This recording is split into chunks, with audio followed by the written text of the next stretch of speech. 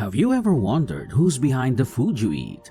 Deep in the heart of America lies a family dynasty, more influential than Coca-Cola, Nestle, and Chevron combined. Yet, their name remains a mystery to most.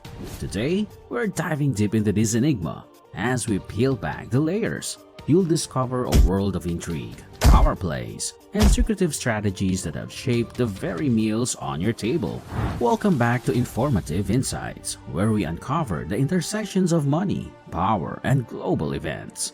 If you're new here, make sure to subscribe for more eye-opening content. Together, we'll journey through the hidden corridors of influence, challenging what we know and revealing the untold stories of our world. Join us as we shine a light on the shadows. In the vast realm of the food industry, the Cargill family stands tall. They're the backbone of many brands you love, from McDonald's to Kellogg's. Yet, their name is conspicuously absent from the labels. Why? They've meticulously crafted their image to remain behind the scenes. Their influence is vast, but their visibility? Intentionally minimal. This enigmatic approach isn't just about business discretion. It's a strategic masterstroke. By staying out of the direct spotlight, they've sidestepped the pitfalls of public scrutiny and the volatility of brand loyalty. Instead of being a household name, they've become the puppeteers of the industry, pulling strings from the shadows. Their reach extends far beyond what's visible to the consumer's eye. From the farms that cultivate our grains to the transportation networks that ensure global distribution, the Cargill touch is everywhere. Their strategy is akin to an iceberg. What we see, the brands and products, are just the tip. Beneath the surface lies a vast network of influence, decisions, and power plays.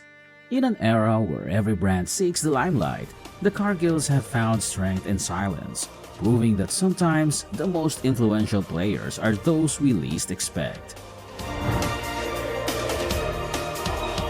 The Cargill legacy dates back decades. In 2021, their revenue soared to a staggering $135 billion, dwarfing competitors. Yet, they remain private. Why?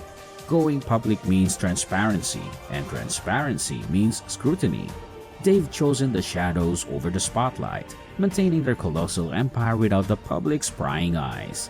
This decision to remain private is more than just a business strategy. It's a testament to their understanding of power dynamics.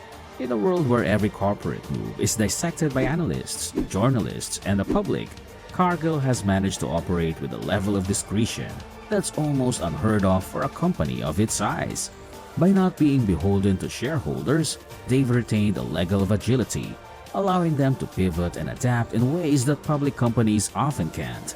But it's not just about avoiding scrutiny, it's about preserving a legacy. The Cargill family has always valued privacy, understanding that in the shadows, they can make long-term decisions, free from the pressures of quarterly earnings reports and stock market fluctuations. In doing so, they've built an empire that's not just financially robust but also strategically sound, always thinking several steps ahead in the intricate dance of global commerce. But it hasn't always been smooth sailing. The 1997 Asian financial crisis nearly sank them. Markets crumbled and many giants teetered on the brink of collapse. Cargill, with its vast global operations, was not immune. The storm threatened to wash away decades of hard work and strategic positioning. Enter Warren Staley, a loyalist since 1969.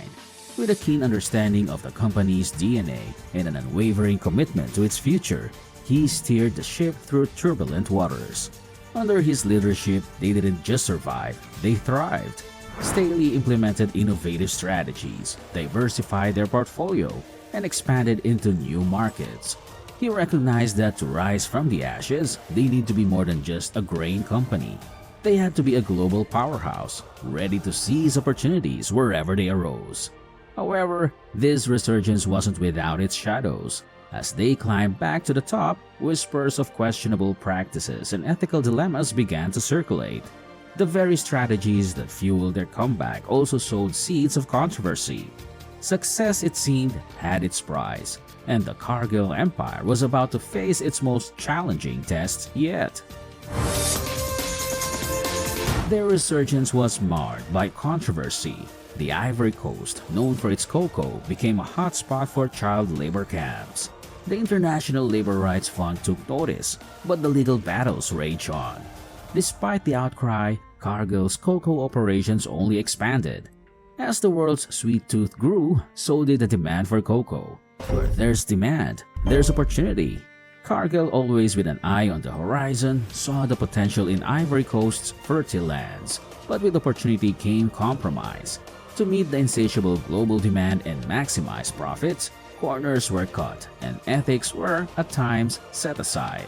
Whispers turned into accusations. Stories emerged of children, some as young as 7, working long hours under the scorching sun, harvesting the very cocoa beans that would end up in chocolates worldwide. These children, robbed of their innocence, became the hidden faces behind the world's favorite treat. Activists and organizations rallied against these practices, shining a spotlight on the dark underbelly of the cocoa industry. Boycotts were called, and consumers worldwide began to question the ethics of their indulgences. Yet, the wheels of industry are not easily halted. While Cargill publicly acknowledged the issues and promised reforms on the ground, change was slow. The juxtaposition was stark, the joy and comfort brought by chocolate set against the backdrop of young lives trapped in a cycle of exploitation. It's a tale of contrasts, of global commerce's dual ability to uplift and oppress, and a reminder that every product has a story, sometimes hidden in the shadows. Their hunger for land knew no bounds. In Indonesia, entire villages were razed for alleged trespassing. In Brazil, indigenous lands were seized, all in the name of cheaper crops. The Amazon rainforest became a battleground, with Greenpeace stepping in. But Cargill found loopholes, shifting their focus to other vital ecosystems. As the world's population boomed, so did the demand for food. In this race to feed the masses, land became the most coveted asset. Cargill, with its vast resources and global reach, was at the forefront of this land rush. But this aggressive expansion came at a human and environmental cost. Communities that had lived on these lands for generations were suddenly displaced. Their ancestral homes turned into vast monocultures. The environmental toll was equally alarming. Precious ecosystems, home to countless species, were decimated. The rich biodiversity of places like the Amazon was replaced with uniform crop fields, disrupting the delicate balance of nature. While organizations like Greenpeace fought valiantly to halt this destruction, the allure of profit often overshadowed the cries for preservation. Their operations weren't just environmentally questionable. Health concerns arose. Contaminated products led to outbreaks, paralysis, and even deaths. Yet, their empire persisted with innovative and controversial cost-saving measures. As the world feasted on their products, hidden dangers lurked. From tainted meats to compromised grains, the fallout of their vast operations began to surface. Families were devastated, communities were shaken, and trust in the food chain was eroded. The very essence of what should nourish became a source of fear. As the reports mounted, a pattern emerged, a relentless pursuit of profit, sometimes at the expense of safety. Behind closed doors, strategies were devised to mitigate these issues.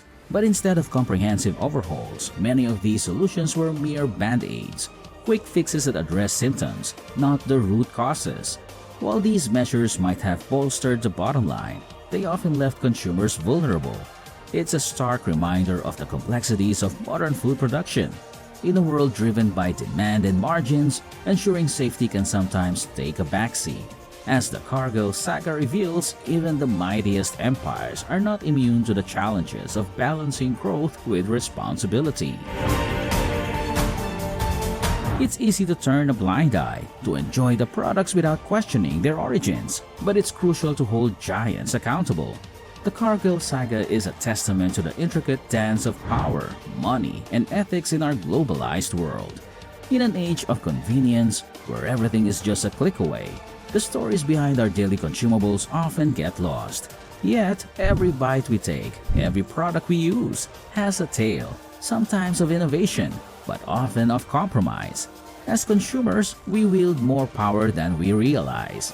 Our choices can shape industries, influence policies, and drive change. The Cargill narrative isn't just about one company's journey. It's a reflection of a larger system where the scales often tip in favor of profit over people, expansion over environment. But as history has shown, systems can change. Voices, when united, can echo loudly, challenging the status quo and demanding better. So, as we navigate this intricate web of global commerce, let's remember our role. By seeking transparency, asking questions, and making informed choices, we can ensure that the bigger picture is one of progress, not just profit. Thank you for joining us on this deep dive. If you found this enlightening, give us a thumbs up and share with your friends. Let's spread awareness and ensure that the food we consume is not just delicious, but ethically produced. Until next time, stay informed.